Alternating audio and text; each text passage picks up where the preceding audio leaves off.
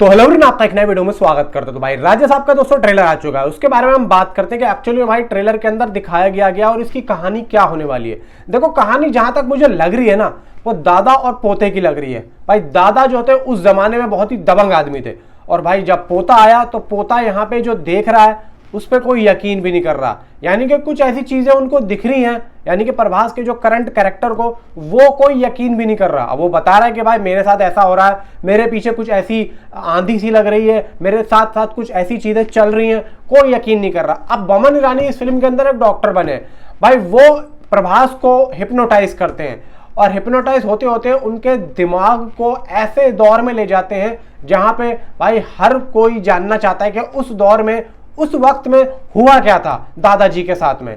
तो अब लेके तो जाया जाता है, लेकिन उसके बाद में उस कहानी को, उस भाई सीन्स को वहीं पे रोक दिया जाता है, क्योंकि उसके बाद में जो हमें हवेली के अंदर की चीजें दिखाई गई हैं कि भाई सभा लगी हुई है, बहुत से लोग बैठे हुए हैं, और जो भाई दादाजी का जो कैरेक्टर प्ले कर रहे हैं प्रभास, वो भाई अपनी कुर्सी पे बैठे हुए हैं, यानी कि अपनी वो राजा की चेयर पे बैठे हुए हैं।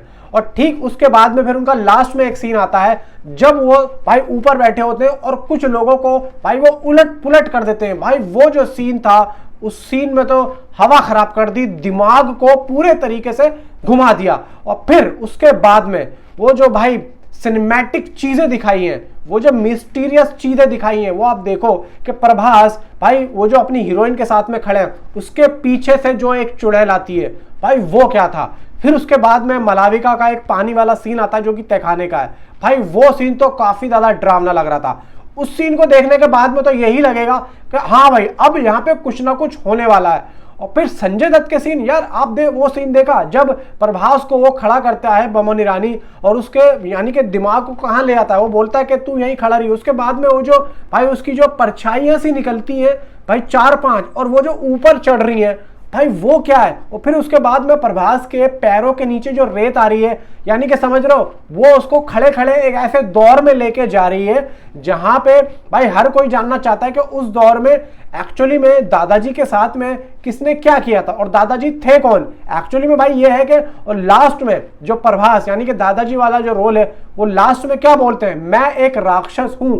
अब भाई यहाँ पे देखने वाली बात यह है कि दादाजी विलन है या फिर संजय दत्त का कैरेक्टर विलन है, क्योंकि संजय दत्त भी यहाँ पे भाई था बहुत ही अलग ही अंदाज में दिखाया है। क्योंकि संजय दत्त को जिस तरीके से प्रेजेंट किया है ना भाई मारुति साहब ने, मैं ये समझता हूं कि भाई यहाँ पे और कोई प्रेजेंट कर ही नहीं पाया साउथ में। बहुत ही बेहतरीन तरीके से यहाँ पे प्रेजेंट किया, और भाई फिल्म के अंदर बेहतरीन तरीके से प्रोडक्शन हाउस का पैसा लगा हुआ है, भर भर के यहाँ पे एक एक चीज को इतना सिनेमैटिक तरीके से दिखाया है। और सीन्स तो आप देखो यार, ऊपर की जो सीन्स है, कैमरा वर्क देखो, जितनी भी लड़कियां हैं वो कितनी खूबसूरत लग रही हैं।